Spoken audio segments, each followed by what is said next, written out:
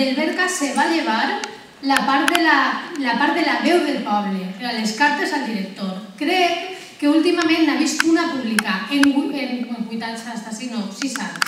Però s'ha llevat tot. Se va llevar el Consell de Redacció, se va llevar del Berca.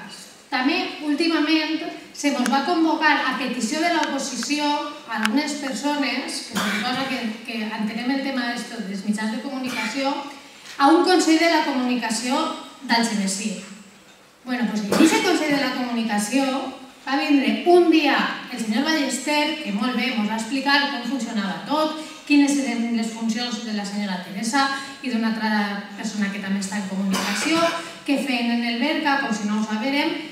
Ens va explicar un dia, ja fa un any, a controlar els mitjans de comunicació un poquet, per intentar que tots els partits polítics tingueren representació. Ja no s'ha tornat a convocar ni una reunió d'això, perquè en aquesta reunió segurament al senyor regidor se li van dir coses incòmodes. I això és així.